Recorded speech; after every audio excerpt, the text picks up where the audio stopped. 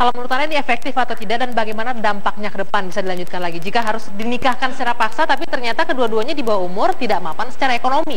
Itulah yang saya maksudkan tadi. Kalau dulu saya baca dari bukunya Supomo, dan mungkin di beberapa daerah itu masih ada namanya kawin gantung. Apa tuh kawin gantung? Yaitu perkawinan antar anak-anak sebetulnya kalau dulu. Kenapa? Karena mereka memang atas kehendak dari orang tuanya. Nah, kemudian dalam hal ini yang saya ingin mendapatkan penjelasan dari Bapak Bupati, kalau misalkan anak sedang pendidikan, lalu apakah mereka harus berhenti sekolahnya? Saya sangat tidak setuju kalau berhenti sekolahnya. Yang pertama. Yang kedua, kalau misalkan mereka itu juga masih, katakanlah termasuk masih kuliah loh ini, bagaimana biaya kuliah mereka?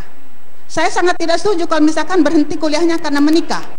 Orang tuanya bertanggung jawab tidak. Nah, itu yang saya harapkan. Penyakit yang Bapak pikir sudah marak gitu, kemudian tapi tidak membuka satu celah ke depan untuk manusia berkembang. Manusia berkembang itu adalah individu itu dikasih tanggung jawab.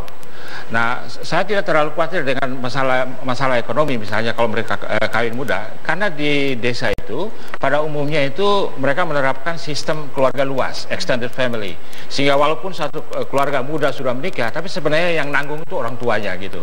Jadi itu nggak terlalu, tapi sebenarnya yang paling merisaukan saya adalah kebebasan dari perempuan semakin ditekan.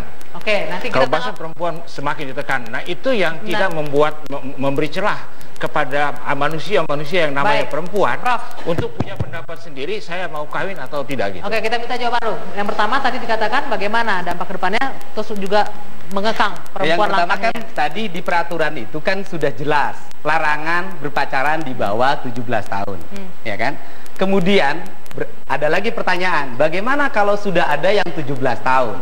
Ada lagi yang kedua lagi kan, itu kan nanti ditanya, tidak langsung ditikahkan. Anda ini ketika berpacaran ini sudah melebihi batas apa belum?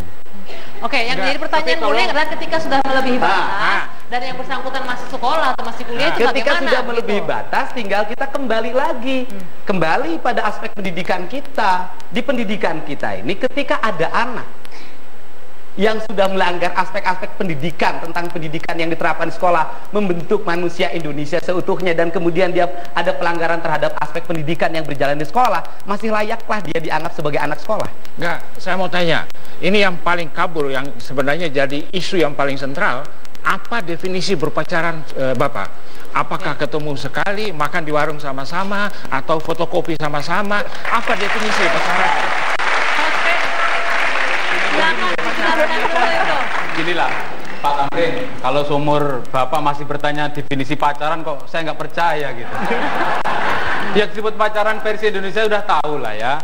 Ini gini loh, dulu kalau waktu saya kecil itu ada pamali ya. Ini sebentar. Tolong bilang versi Indonesia. Iya pacaran. Ya, kita sudah tahu lah sama-sama dewasa nama pacaran seperti itu. Beda dengan ta'aruf istilah Islam misalnya. Kalau ta'aruf beda dengan pacaran, ta'aruf didampingi orang tuanya, didampingi yang mahram cara Islam. Tapi kalau pacaran udah tahu lah semuanya. Perlu saya jelaskan begini. Dulu waktu saya kecil itu ada namanya pamali. Kamu masih kecil jangan makan di tengah pintu, nanti akan dimakan oleh singa. Kamu jangan berdiri tengah jalan, nanti akan menjadi buncit. Kamu jangan minum sambil berdiri, nanti akan menjadi buta. Itu sebenarnya pamali zaman dulu. Anggap saja Prabu ini sebagai pamali zaman modern. Pertanyaan benar tadi, pertanyaan Prof. Tamrin, harusnya dia yang menjawab. Coba apa definisi pacarannya? Saya usul begini, bagaimana kalau Bapak kita kasih kesempatan satu kepala desa memberi definisi tentang pacaran di desanya. Coba, apa itu pacaran? Coba, ya sebentar dulu. Kalau pacaran itu pasti punya definisinya masing-masing. Ya apa? Ya kan, pacaran itu berhubungan, ya kan, berdasarkan perasaan antara laki-laki dengan perempuan. Itu pacaran, ya kan? Itu pacaran tahap pertama. Tahap kedua, tahap ketiga, tahap berikutnya sudah apa karena sudah dewasa. Tapi ya, gimana Munek? Saya, Bapak, saya katakan dari tadi saya menghargai apa yang sudah Bapak lakukan. Tetapi dari segi pendidikan Bapak, saya sangat prihatin sebetulnya.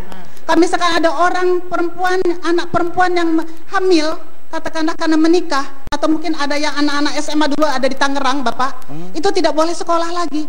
Apa itu seperti itu, Pak? Lalu bagaimana untuk kemajuan bangsa? Jawabannya nanti Pak Dedi, kita jeda dulu, debat akan kembali sesaat lagi.